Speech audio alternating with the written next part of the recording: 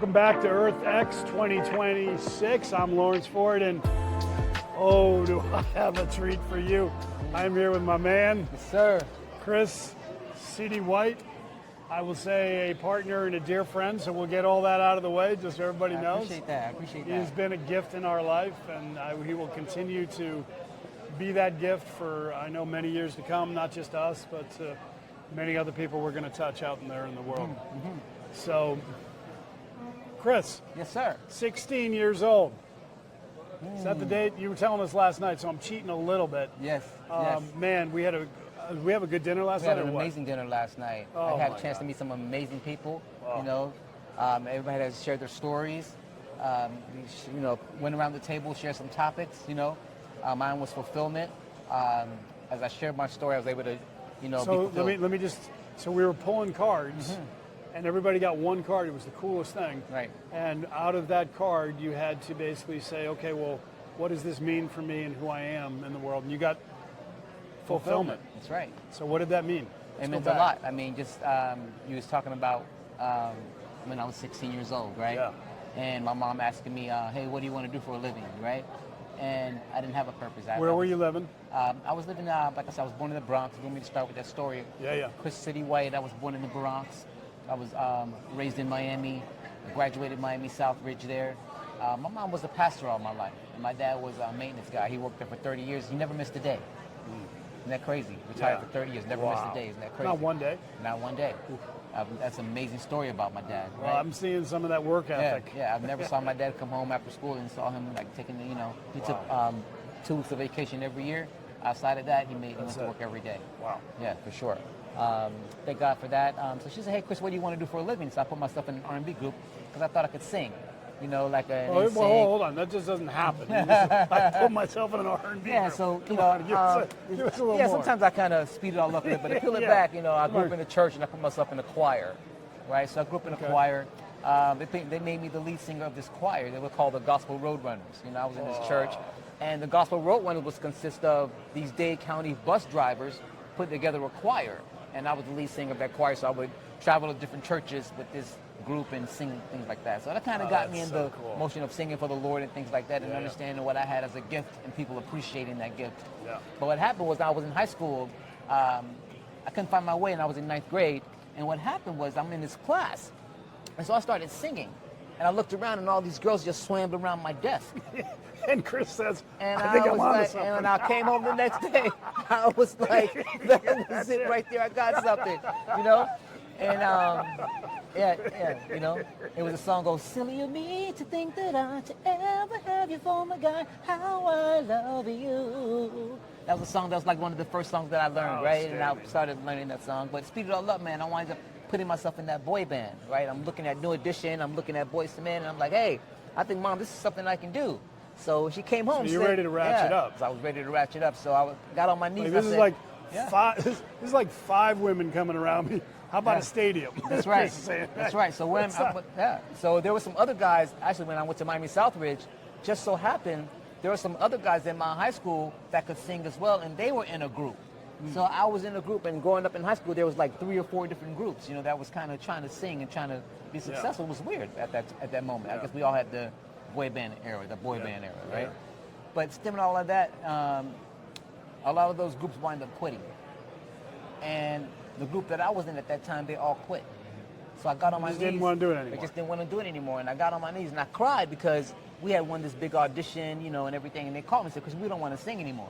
So I got on my knees and I said, Lord, I know there's one guy that I think wants to sing. I said, if I call him and he says yes, I'm going to start a new group again. I called Ralph. I said, man, what do you think about starting a new group? He said, yes.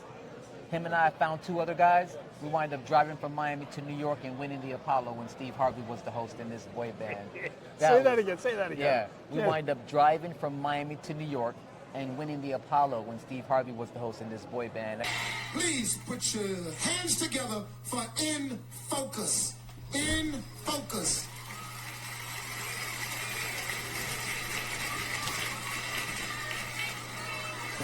All right, let's get some names here. In Focus. Ralph, Travis. KB, Christopher, Stanley. Where your brothers from? Miami, Florida. Miami, Florida. All right. And you brothers sing? Yes, sir. How long y'all been together? Been together for about 4.5 years. 4.5 years. And what are you gonna do for us tonight, all the way from Miami? Well, we're gonna do a Boys to Men number called Waters Run Dry. We have a winner in focus. Thank y'all very much. I thought y'all heard it. Y'all doing good. Don't worry about it. I thought y'all heard it. All right.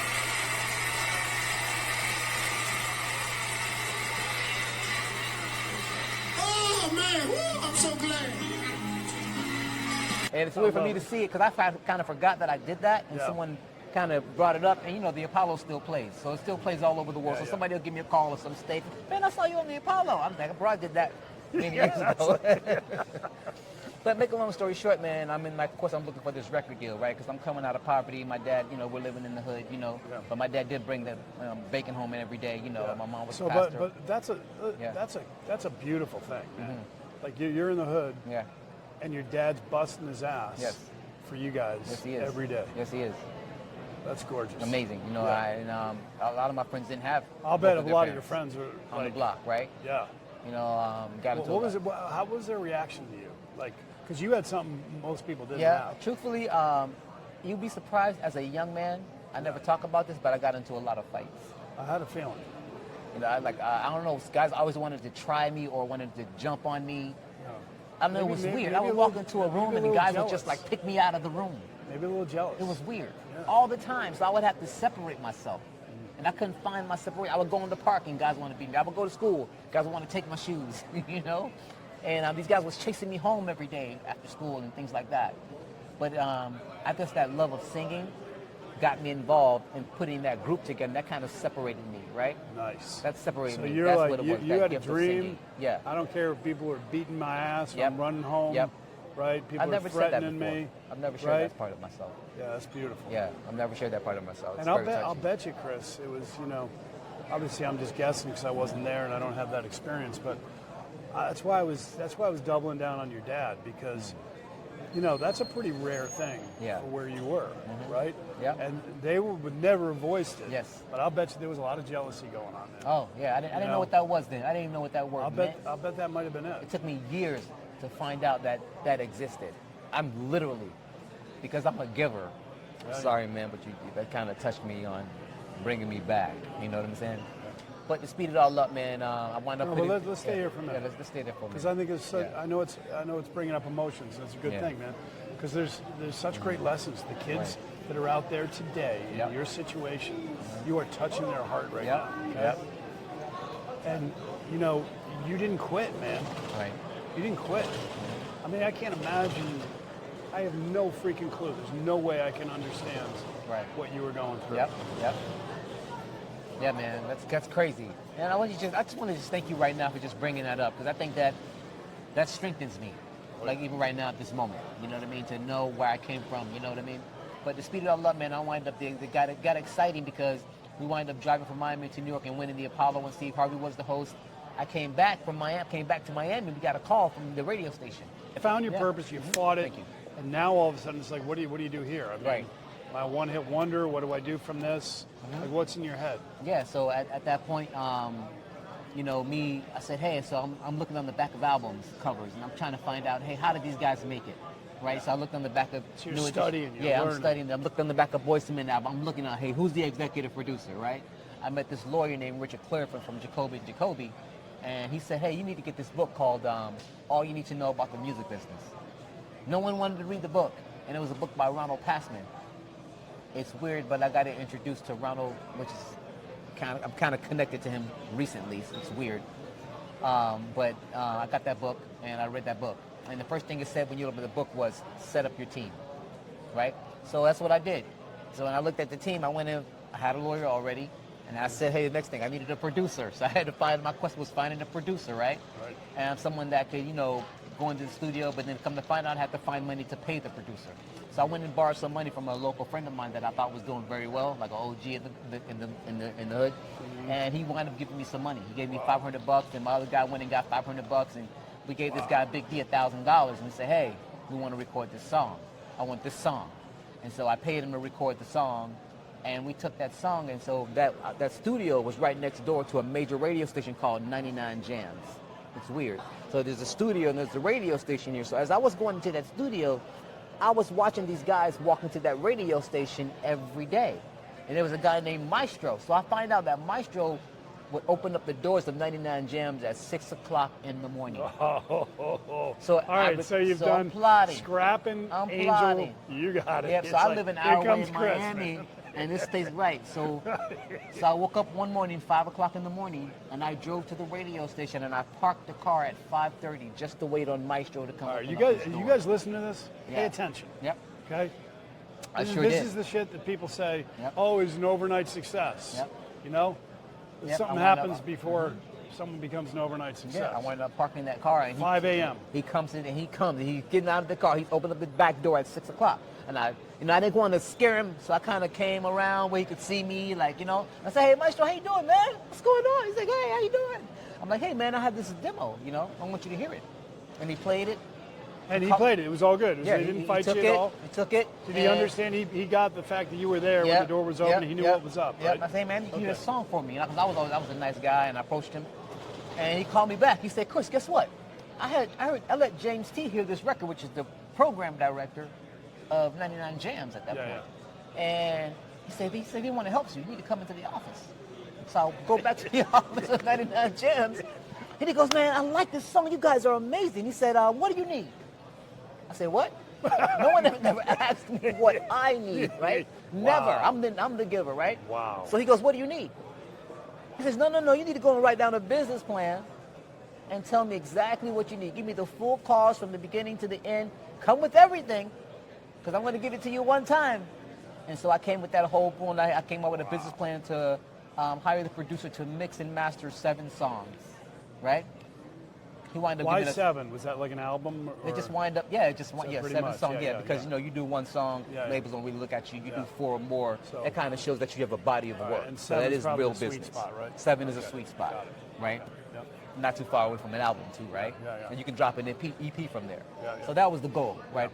Just to go total independent. I'm going to take this money and I'm going go. to put it out myself, and this is what we're going to do. Scratch. I'm not getting, And so, make a long story short, I wind up recording that music, and this is a touching story. This is where it gets very touching here. And we released this single. It's called Only Love. That was the song. It was called Only Love. So now I go into the studio, we record the song, we mix and mastered it. I'm about to press the single up. So me and the producer, it was 2 producers. His name was Big D and his brother's name was Sean. I never shared this story. 2 brothers, right? Sean was these are mega producers. Like, Is that inside Maestro still, or?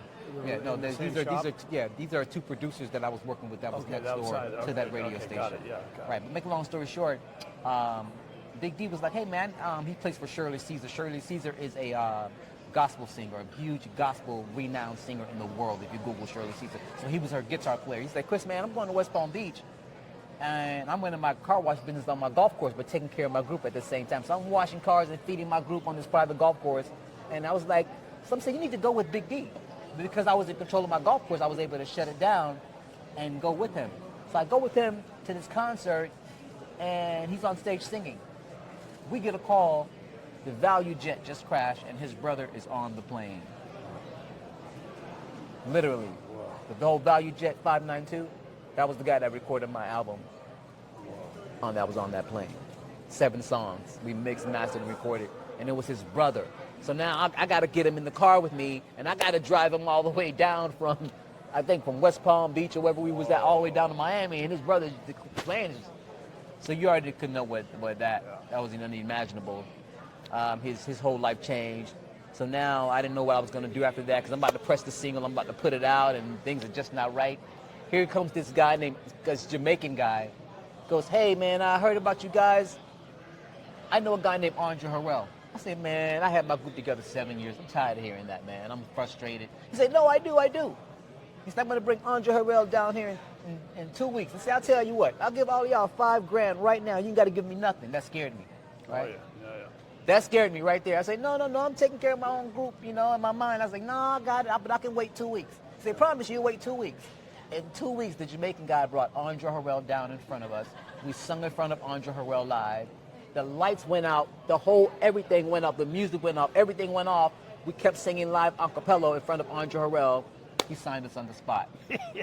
Literally. The next 2 weeks, he took me to New York.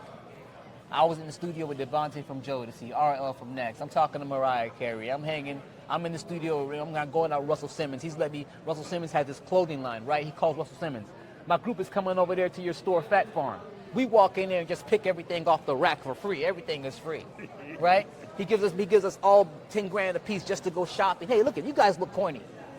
So he gives us 10 grand a piece, a budget to go buy some clothes because we're going to live in New York now, What year right? is this about? This was 1998. Yeah, that's a lot of dough. Yeah, that was a lot of dough. Give us 10 just to go shopping. So now I kind of spend $5,000 on my clothes and I keep $5,000. Andre Harrell this is crazy. I'm telling you, play this story, people are going to be like, I'm telling you. Of course you do. So Andre Harrell he's like, You got some good threads for $5 grand, too. yeah, right? I did, right? I went shopping, and O'Neal took us shopping. He was like, Chris, you know what? I heard that you kept that money. He said, no. I have more money for you. Don't worry. I need you to take the rest of that money and spend it all on you because you need clothes for the rest of these months. You can't wear the same thing every day. I said, oh, so I went in. But I still kept like a $1,200. Of course you did. I would have bet. I still kept some money. I would have bet $10,000. Yeah, You would have had I money kept to talk $1,200 about in my pocket. I'm looking fly, And after that, man, he put us on Jive Records, man, and he changed my life. I was wind up singing, wind up meeting Barry Weiss, the guy that signed Mary J. Blige. I'm the guy that signed, the owner of Jive Records. Yeah, I mean, that's Barry the real Weiss deal. and Clive Calder. He gave us that audition. He put us in a boxing ring, and we came out. Impact is when the whole world is ready to see you. You got to come on the stage, and the whole entire music industry is there to watch you. Whoa. This is crazy. Whoa. Every executive in the world, everybody that's famous is there. This is Impact. This is when everybody's record is about to impact the world, and who's going to come out number 1, number 2, number 3. And how many people? It's, would show it's up? thousands of people.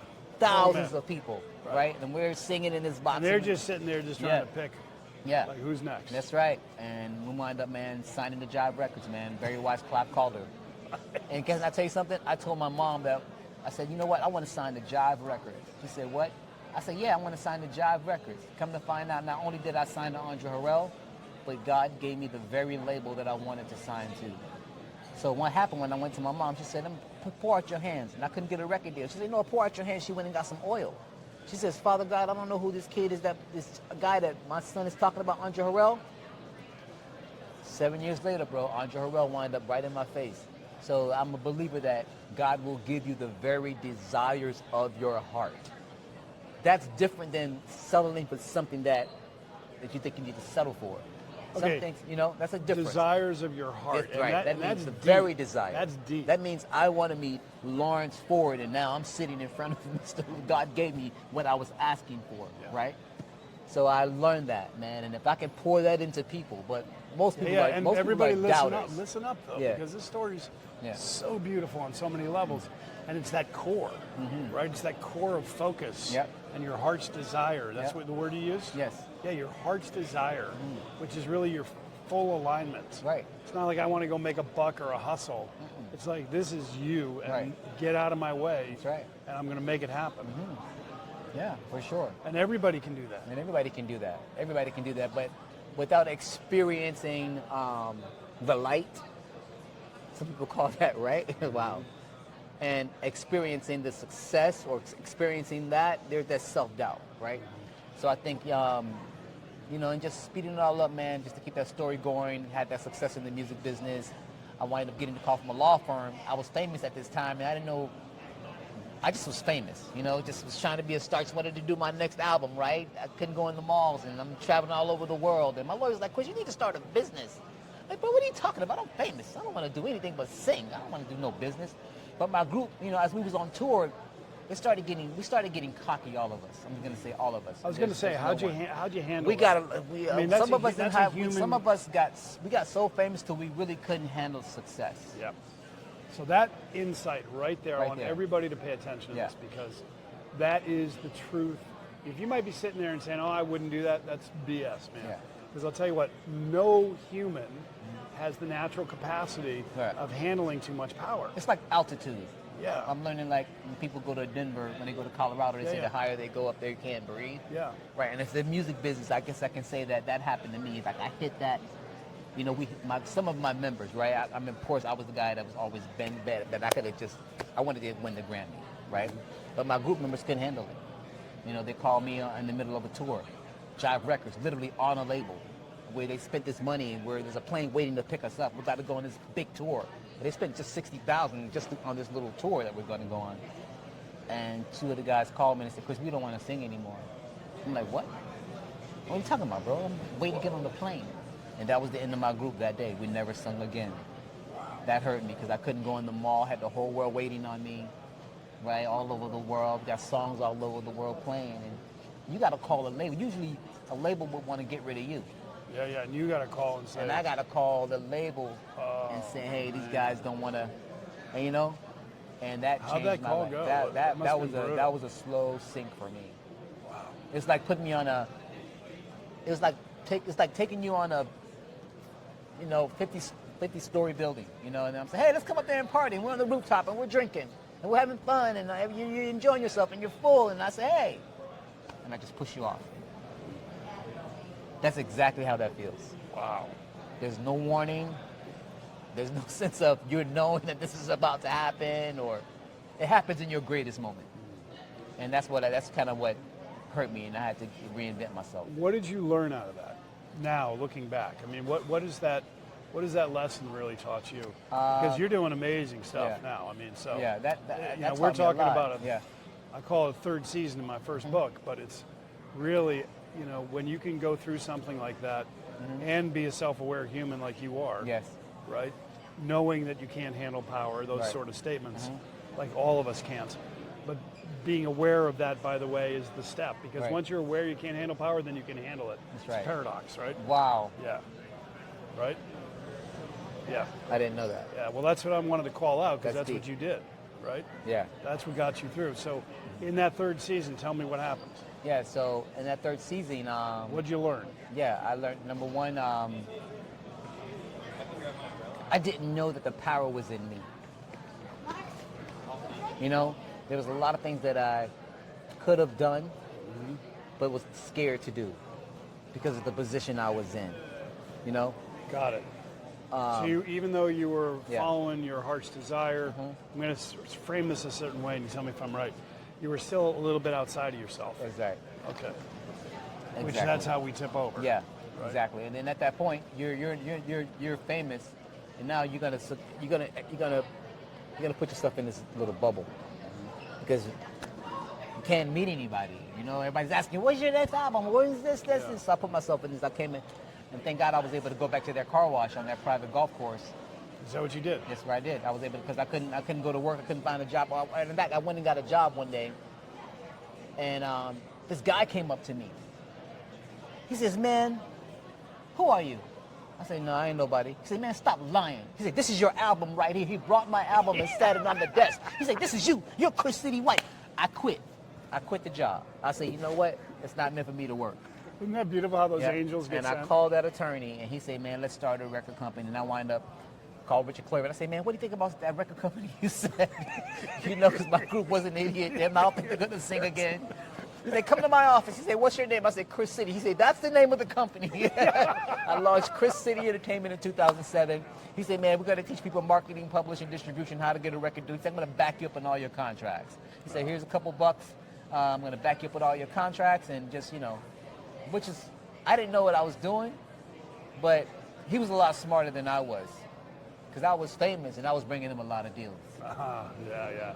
Took me 5 years to figure that part out, right? That's awesome. Right? And then, but he helped me. He helped me out. He changed my life. Where I was able to, charge a monthly fee, $1,500, $2,000 a month. People would pay me for my knowledge. I didn't know that I could get paid for my knowledge. Not just singing, right? Right. Just straight talking, right? I didn't know that I could do that. I was like, who people gonna pay me to talk, right? That's crazy. I can get paid to sing, but who wants to pay me to talk? That's what my younger daughter says, when I'm working at home. It's crazy. It's like, when she was younger, she's like, "What does Daddy do?" "Oh, he gets paid a lot of money to talk." I didn't even know that Because existed. that's what she says. I thought this attorney was going to shank me. I thought he was hokey doking me or whatever you want to call Look, it. that's the depth, though, right? Yeah. It's like to Yeah. be able to sing is a beautiful gift, Yeah. but then also recognizing your beautiful mind. That's right. That's right. And I didn't know that I had all this knowledge in me, and I knew that people wanted this knowledge, right? And then so we started that company, Chris City Entertainment. I started teaching people really the music business. I would, call in the attorney, and I would protect people. The great thing that people loved about me is that I did the honest work. Yeah, yeah.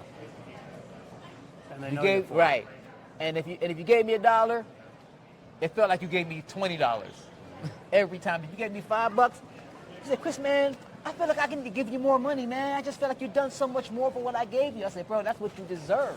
That's awesome. And I think that's what catapulted me. And then I wind up being successful at consulting, right? I mean, I wind up meeting people like, there's one guy in the music business that I signed that people don't really know about. And maybe we can talk about that one day. That's a whole nother, let's go down that. So Yeah. let's go, because we're getting the cue Yeah. here. So let's talk about this fun, Yeah. this magic. There we go. You and I. Yeah. I mean, talk about being blessed. You come into our life. That's right. I see you. I see this guy, and I'm like, got a sea of people That's right. here down in Miami Beach, right. That's right. I'm doing all these interviews, and it's crazy fun. And you come touring by, and next right. thing you know, Here we are. I'm the luckiest guy in the world. And man. it's weird that I'm coming by and I'm seeing this beautiful production. I'm like, oh, these cameras are nice. The lighting is nice. And I'm like, because I'm a quality guy. Yeah. I'm being real with you. Yeah. And I see We this guy just- standing if next to you me. see that other cut with a Rosh, Yeah. I said, listen, just for the record, this quality stuff that we've done Yeah. is not a Rosh. Yeah. It's going to get better, folks. I agree. And I see this guy coming next to me. Hey, let me show you who this guy is. Come here, Josh, for a Yeah, second. get in there, get in there. Come on, get in this, Let's man. go. There we go. This is my guy right here, right? This is where the magic started, right? That's it. I'm seeing this guy. He's like standing there. He's doing his business. I'm like, hey, he must be the Here, director. get in here. Get in here. Sit down. Yeah. And I'm like, Hold on. We're going live. There we go. yeah, I like that. Let's flip the script, Hold on. Right here. my brother. Yes, man. I love you. Thank you. Yes, sir. Hey. Roll. Go. Yeah, so the magic started. I wind up, I'm in Bit Basel, I'm walking around, and I see this gentleman. He's standing next to this beautiful production, and I'm like, he must be a producer. I see him like filming. He goes, no, I'm not actually the producer. He's like, I'm a business manager. Like, I don't know if he said that in exact words, but it was in that terminology. He said, hey, I'm partners with this guy, Lawrence Ford. We have a book called The World Doesn't Need You, but it's The World Does Need You, right? And I thought it was an amazing story. And as I began to talk to him and found out his knowledge and what was in his mind and find out what his passion was, I'm drawn to passion, right? And I thought there was just so much synergies that you and I had. Just your humbleness, I want to say that. You was not cocky. You were not looking like, you were looking to exploit someone. And that's what made me want to talk to you more. I never told you that. Well, and I love that. And what struck me was I got to hear a little bit of the story that Chris just told you. It was your passion, your heart, that truth inside you that just was emanating. That said, of all the people we met, Right. this was one I was going to follow up with. Yeah. And we did that. And I will tell you, my comment that I tell him, I tell everyone. Every conversation I have with this guy, I love you more. Yeah, it's crazy. It's insane. Same.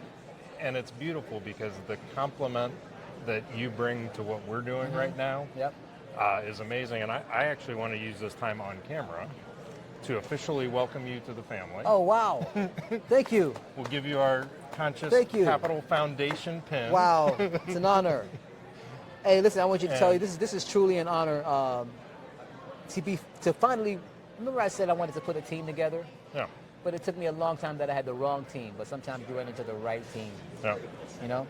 Well, Yeah, and I, as the business end of the partnership that Lawrence and I have, I typically work from a very rational, strategic, and stepwise oriented fashion. This was one that you just feel is right. Yeah, and then I'm gonna end it with this because this was the most important thing that you shocked me with.